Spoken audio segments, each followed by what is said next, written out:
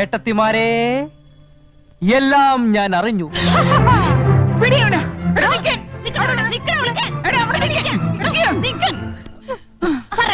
നീ എന്താ വെറുതെ നമ്പർ ഇറക്കല്ലേ ചക്ക. 3 പേർക്കും സംശയമുണ്ടല്ലേ?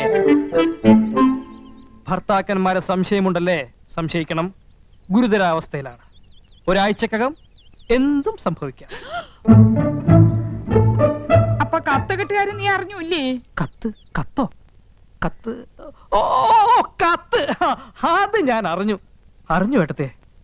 സാരമില്ല ഏട്ടത്തെ, നമുക്ക് എന്തെങ്കിലും വഴി ഉണ്ടാക്കാം. നീ ഞങ്ങളെ സഹായിക്കൂടാ ചന്ദ്രു? സഹായിക്കാലോ. ഒരാഴ്ചക്കകം അത് സംഭവിക്കൂടാ ചന്ദ്രു?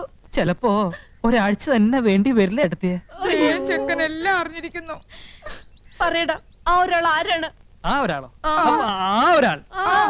ഒരാൾ അത് ഞാൻ പറയില്ല. എന്നെ കൊന്നാലും ഞാൻ പറയില്ല. എല്ലാം അറിഞ്ഞിട്ട് നീ പറയില്ല അല്ലേ? പറയേ. യമുന റാണി ഞങ്ങളുടെ ഭർത്താക്കന്മാരില് ആരെയാടാ മയക്ക് കൂടെ കൊണ്ടുപോകുന്നത്? അയ്യേ, അപ്പൊ അതാണ് കാര്യം. ഞാൻ കരുതി ഏട്ടന്മാരാണ് മരമണ്ടന്മാരാണ്. ശങ്കരന്മാർക്കൊത്ത ചക്കികള്. നീ എന്താണ് ആലോചിക്കുന്നത്? പറയടാ, പറയാം. കൈവിട്.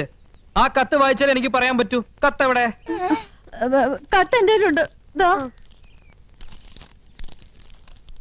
സഹോദരി, നിങ്ങൾ 3 പേരുടെ ഭർത്താക്കന്മാരിൽ ഒരാളും യമുനയും തമ്മിൽ അവിഹിത ബന്ധമുണ്ട്. ഇന്നോ ഇന്നലെയോ തുടങ്ങിയ ബന്ധമല്ല. ആദ്യമായി അവർ കണ്ണും കരളും കൈമാറിയത് യമുന നിങ്ങളുടെ വീട്ടിൽ അതിഥിയായി വന്ന ദിവസമാണ്. വൈകാതെ അവർ മദ്രാസിലേക്ക് വിമാനം കയറും. ടിക്കറ്റ് വരെ എടുത്തു കഴിഞ്ഞിരിക്കുന്നു. ജാഗ്രത പാലിക്കുക, സൂക്ഷിക്കുക.